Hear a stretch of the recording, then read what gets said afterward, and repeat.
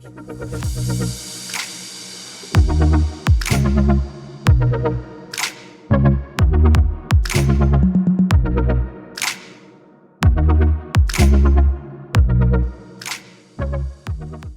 everyone! If you followed my last tutorial, I made this super cute jar, and now for this tutorial I'm going to be using this hand-painted epoxy resin kit to decorate it.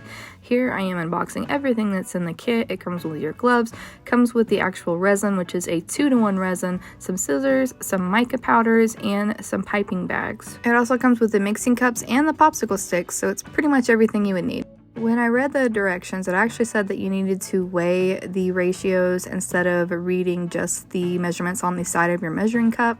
So I'm using my crusty scale here. She's seen better days, but she works, so I'm going to use her. As a reminder, this epoxy paint is a 2-to-1 epoxy, which means you will have twice as much resin as you will the hardener, and you have to weigh it on your scale. While I was watching the numbers on my scale, it actually jumped and went from a 0.9 to a 0.11.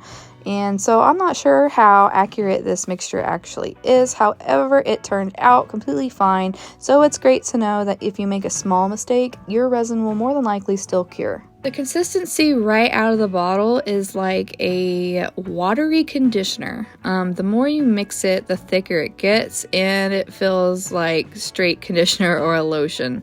For this one, I wanted to use a liquid colorant, so I am using my Cast & Craft white pigment concentrate. The color is not the color I was going for, and it honestly looks more and more like conditioner, but I kept it anyway for the sake of this video. I decided at the last minute to add this Resin iridescent glitter into it, which is a fine glitter, and it adds just the right amount of sparkle to it without overpowering the color. Now we're going to move on to the icing bag while that epoxy resin sits in the mixing cup. I used too small of a cup, so when I go to pour my epoxy into it, it all did not fit, so I suggest you use a bigger cup than the size of the mixing cup you are currently using. Since this is the first time for me to use this, I was not sure if I should let my resin sit to thicken up more, so I went ahead and immediately started piping. When I first heard of the painted epoxy kit, I was curious if the epoxy holds its shape when you use texturized techniques like you do when you're icing a cake. From experience so far, it does not hold its shape for very long, but it is very smooth. Like I said, it reminds me of conditioner or like a lotion texture. And it's easy to move around with a popsicle stick like I'm showing right now. But I couldn't get it to keep the shape of the peaks, so I kind of just started going random with it. It turns out terrible at first. I was afraid to add too much, thinking that it would all just immediately fall down, but it holds its shape pretty well as far as the drips go.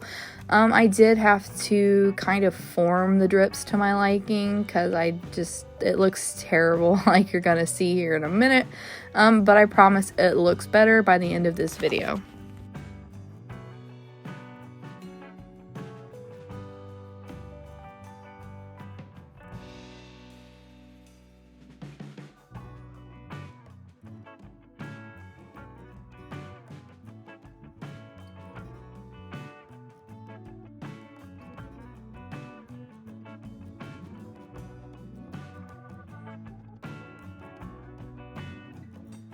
Now comes this super fun part, and that is figuring out how to situate all of the cabochons, the resin pieces, and the sprinkles, and just all the fun add-on toppings. I was trying to figure out what color of lips I wanted to use. I had a red, a brown, and this sparkly pink, and it was seriously so hard for me to decide, and I ended up just randomly choosing. Since I used glitter on the jar, I figured that the glitter lips would look the best. I found this heart cabochon, which is actually fuzzy to the touch, and I thought it would be a nice contrast to add to the lid of this jar. Next, I decided to add these flat back pearls. And to add a little bling to the top, I decided to use some rhinestones.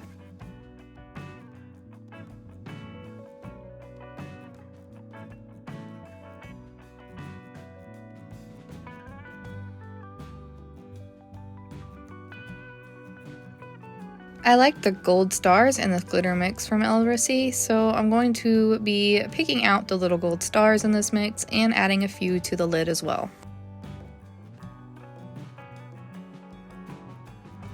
Now I'm going to season the lid very generously with these little cute plastic sprinkles. By the time I finished my jar, it was very late and I went to bed, so this is me looking at it the next morning, and overall I think this jar turned out super cute. However, I think it's missing stuff. I don't like the clear little gaps here, so I decided to create these resin gummy bears and these resin conversation hearts. Since my epoxy actually is fully cured, I just used my E6000 glue to get my cabochons adhered to the lid properly. It kind of looks gappy at first, but I do go back with UV resin just to seal everything in so that these pieces don't fall off.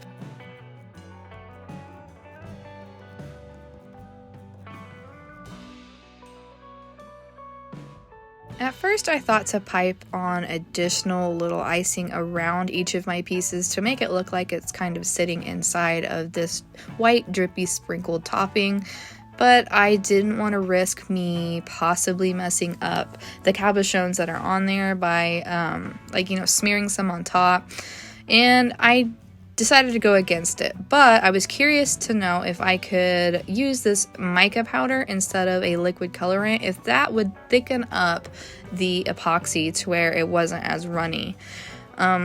So I ended up making a second jar completely, and I honestly didn't notice too much of a difference in the textures between the resin that was colored with a liquid colorant versus a dry colorant like this mica.